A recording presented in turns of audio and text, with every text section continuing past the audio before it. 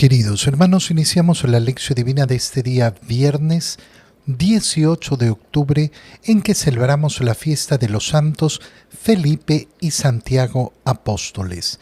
Por la señal de la Santa Cruz de nuestros enemigos, líbranos, Señor Dios nuestro, en el nombre del Padre y del Hijo y del Espíritu Santo. Amén. Señor mío, Dios mío, creo firmemente que estás aquí, que me ves, que me oyes. Te adoro con profunda reverencia, te pido perdón de mis pecados y gracia para hacer con fruto este tiempo de lección divina. Madre mía Inmaculada, San José, mi Padre y Señor, Ángel de mi guarda, interceded por mí. En este día de la fiesta de los santos Felipe y Santiago apóstoles, leemos en la primera lectura la primera carta del apóstol San Pablo a los Corintios, capítulo 15, versículos 1 al 8. Hermanos, les recuerdo el evangelio que yo les prediqué y que ustedes aceptaron, y en el cual están firmes. Este evangelio los salvará, si lo cumplen tal y como yo lo prediqué. De otro modo, habrán creído en vano. Les transmití ante todo lo que yo mismo recibí, que Cristo murió por nuestros pecados, como dicen las Escrituras, que fue sepultado y que resucitó al tercer día según estaba escrito, que se les apareció a Pedro y luego a los 12. Después se apareció a más de 500 hermanos reunidos, la mayoría de los cuales vive aún, y otros ya murieron. Más tarde se le apareció a Santiago y luego a todos los apóstoles. Finalmente se me apareció también a mí. Palabra de Dios. Al celebrar la fiesta de los apóstoles, recordamos siempre que nuestra fe es apostólica. ¿Qué significa que nuestra fe es apostólica? Que creemos por el testimonio de los apóstoles, que nuestra fe está basada justamente ahí, en el testimonio que nos dieron los apóstoles. Nosotros no hemos recibido el mensaje del Evangelio directamente de la boca de nuestro Señor Jesucristo. Lo hemos recibido a través de intermediarios, a través de mediadores de ese mensaje. Esto es sumamente importante de entender. ¿Por qué? Porque entendemos que la salvación que nos ofrece el Señor no nos llega directamente. No nos llega directamente. La gracia proviene de Dios, pero Dios ha querido que el ser humano intervenga en la salvación de los hombres, que los hombres intervengan en la salvación de otros hombres. Este es el modo de entender, en primer lugar, la posición de nuestra Madre Santísima, que con su sí ha permitido que el Verbo de Dios se haga carne. La encarnación del Verbo no ha sido obligada, no ha sido preguntada y aceptada por nuestra Madre. Los apóstoles no fueron obligados por el Señor, fueron elegidos, fueron llamados y fueron enviados porque aceptaron el envío del Señor. Y la transmisión de su testimonio es el que hace llegar efectivamente el Evangelio hasta nosotros. Esa participación de la Iglesia como transmisora del Evangelio, la Iglesia que es apostólica, por eso esa apostolicidad de la Iglesia es tan importante, los apóstoles y sus sucesores. Cuando queremos, en cambio, desligar la revelación de esta mediación humana, entonces nos encontramos con un gravísimo problema. Nos encontramos con el gravísimo problema de no tener ninguna base sólida y sobre todo de no respetar los criterios de Dios al momento de hacer las cosas. Es cuando una persona te dice, no, yo no necesito ir a confesarme con un sacerdote, yo me confieso directamente con Dios. Bueno, entonces tal vez tampoco necesitabas de ningún apóstol para recibir el testimonio del Evangelio. Pero resulta que no recibiste el testimonio directamente de los apóstoles tampoco. ¿Por qué? Porque está la transmisión de ese evangelio. Y la transmisión de ese evangelio, ¿quién lo ha garantizado? ¿Quién ha garantizado que sea este evangelio y no otro evangelio, la iglesia. La iglesia es la garante de esa transmisión de la verdad revelada por nuestro Señor Jesucristo a los apóstoles. San Pablo, ¿cómo lo explica? ¿Cómo lo dice? Les recuerdo el evangelio que yo les prediqué y que ustedes aceptaron. Yo se los prediqué. Ustedes libremente lo aceptaron porque no hay otro camino y no hay otra manera. No se puede obligar a creer la predicación y en eso tienen que mantenerse firmes. Este evangelio los salvará si lo cumplen tal y como yo lo prediqué. No si lo cumplen de otro modo, no si lo cambian, no si lo transforman. Es decir, ¿qué está diciendo San Pablo? Este es el camino seguro de la salvación. Algunas personas tienen problemas en entender esto. Cuando decimos que solo en la iglesia y la salvación, lo que estamos diciendo es justamente esto, que el camino de la predicación del evangelio que hace la iglesia es el camino seguro. ¿Pueden otras personas salvarse aunque no hayan conocido el evangelio? Sí, claro, podrán salvarse. No lo sé yo, porque el juicio no me pertenece, pero no lo sé. En cambio, se salvarán aquellos que caminan el camino del evangelio predicado por la iglesia, sí, porque es camino seguro. Y por eso predicamos con esa seguridad, la misma que está usando Pablo. Si cumplen este evangelio, entonces se salvará.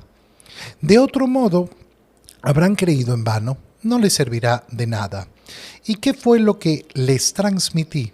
Ante todo lo que yo mismo recibí. Fíjate qué bonito es esto. ¿Por qué? Porque San Pablo está diciendo esa misma verdad que yo recibí fue la que les transmití.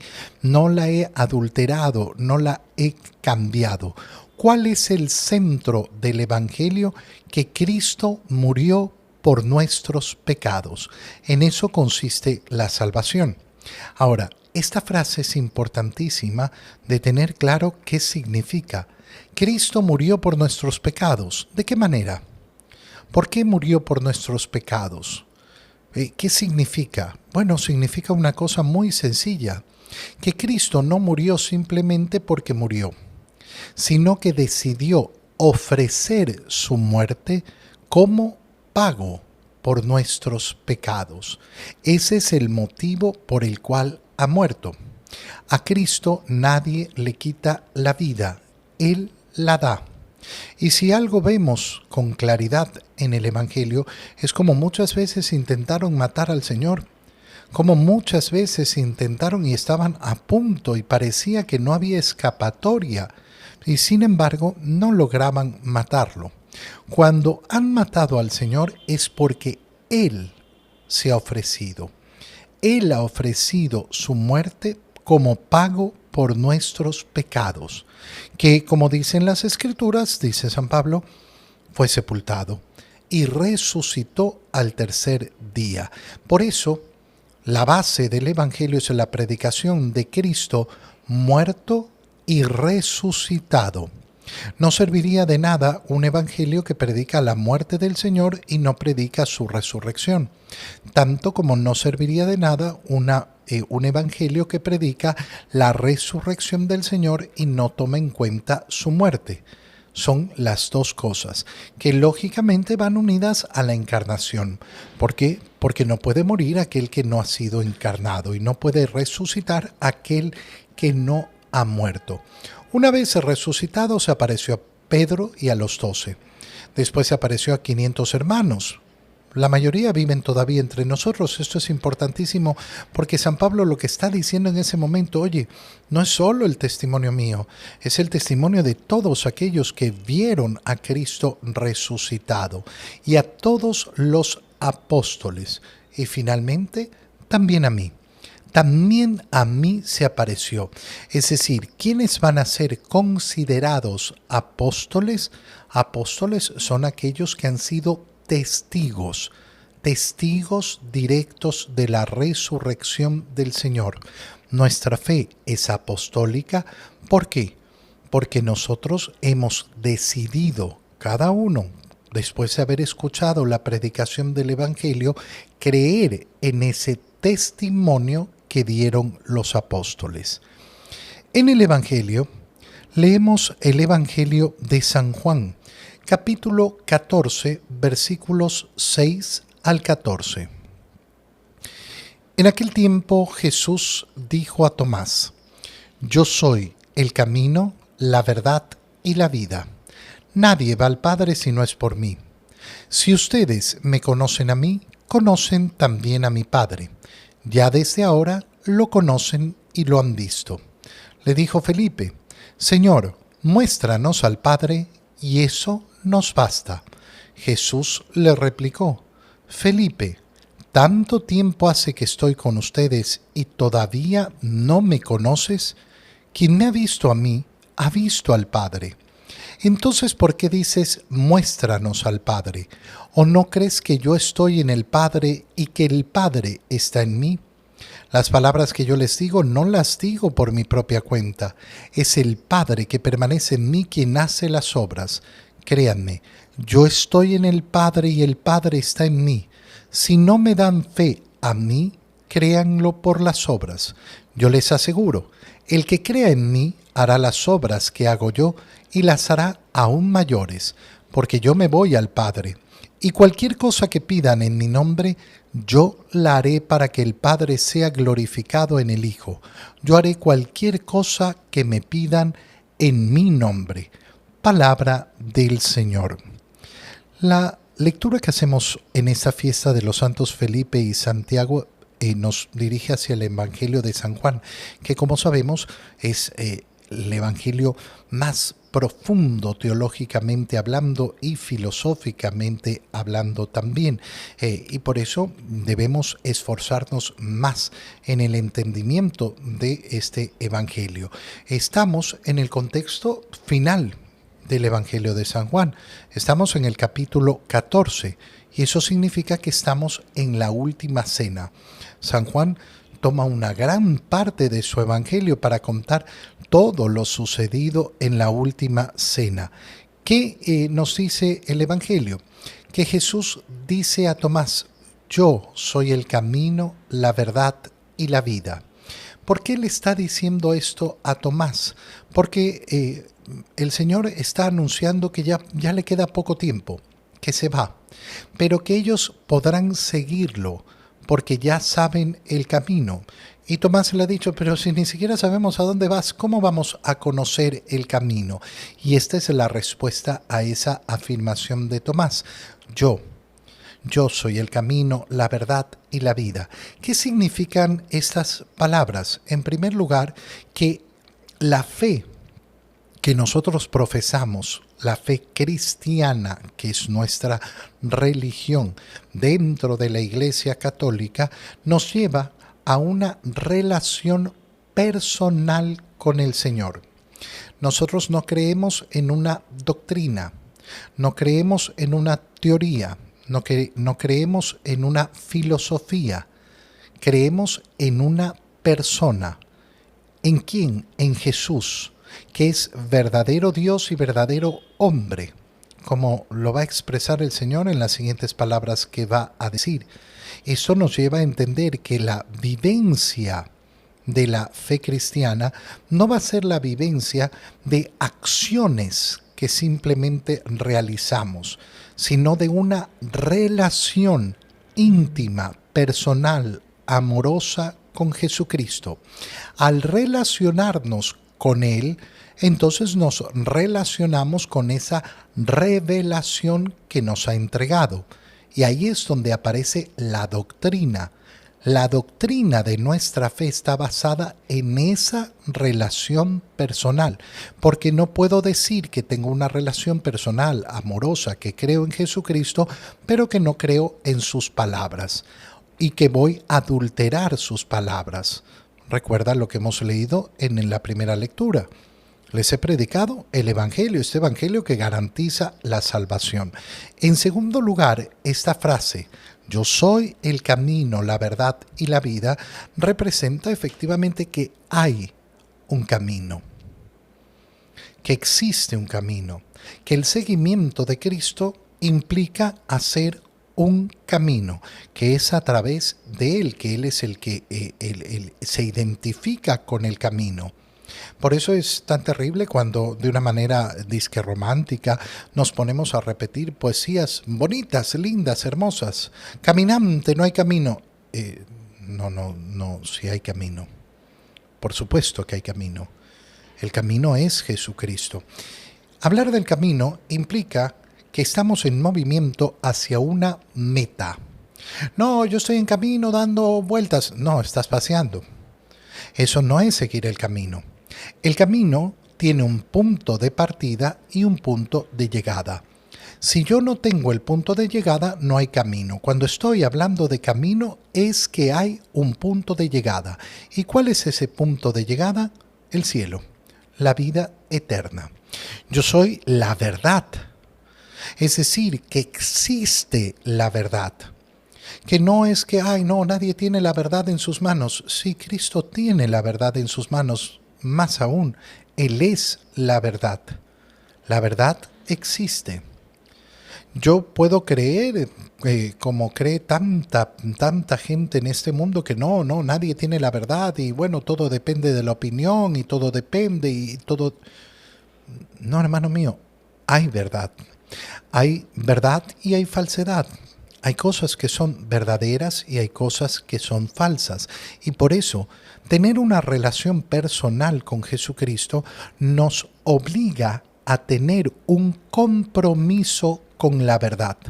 A mí la falsedad y el engaño no me pueden conformar. A mí la opinión no me puede determinar. Él es la verdad. ¿Y esto a dónde conduce?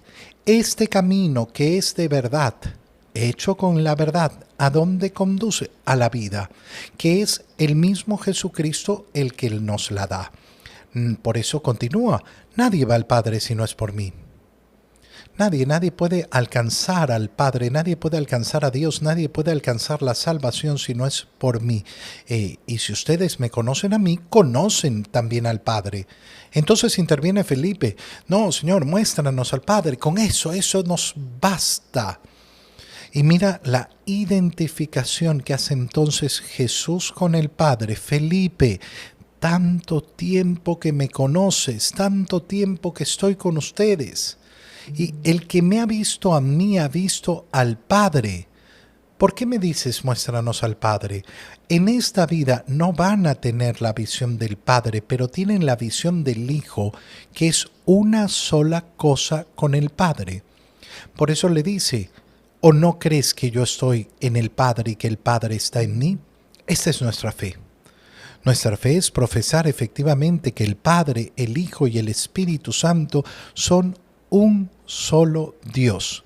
La segunda persona de la Santísima Trinidad es la que se ha hecho hombre, pero un solo Dios. Y efectivamente ese verbo de Dios hecho hombre siempre sigue estando unido al Padre y al Espíritu Santo y son lo mismo. Y por eso Jesús le explica, mira, las palabras que yo les digo, no las digo por mi propia cuenta, es el Padre que permanece en mí. Yo estoy en el Padre y el Padre está en mí. Y si no me dan fe a mí, créanlo por las obras, porque las obras que realizo no son de un ser humano. Las obras que realizo son de Dios, por tanto, reconozcan la divinidad. Y si reconocen la divinidad en mí, sabrán que entonces solo hay un Dios. No hay más que un Dios. Si yo hago las obras de Dios es porque el Padre y yo somos una sola cosa. Y el que cree en mí, ¿qué va a suceder? Que va a entrar en esa misma relación. Hará las mismas obras que hago yo y las hará aún mayores. ¿Por qué? Porque van a tenerme a mí como intercesor. Para glorificar al Padre a través de su fe, a través de las cosas que pidan en mi nombre. Y termina diciendo el Señor, yo haré cualquier cosa que me pidan en mi nombre. Siempre es importantísimo recordar que cuando pedimos algo en el nombre de Jesús, no es lo que nosotros queremos. Pedir en el nombre es pedir lo que esa persona quiere. Si yo voy a pedir en el nombre de alguien más, ¿qué significa? Que no voy a pedir lo que yo quiero, voy a pedir lo que Él quiere. Por eso es en su nombre. Te doy gracias, Dios mío, por los buenos propósitos, afectos e inspiraciones que me has comunicado en este tiempo de lección divina. Te pido ayuda para ponerlos por obra. Madre mía Inmaculada, San José, mi Padre y Señor, Ángel de mi guarda, interceded por mí. María, Madre de la Iglesia, ruega por nosotros. Queridos hermanos, que el Señor los cuide y los bendiga en el nombre del Padre, y del Hijo, y del Espíritu Santo. Amén. Un feliz día y un feliz fin de semana para todos.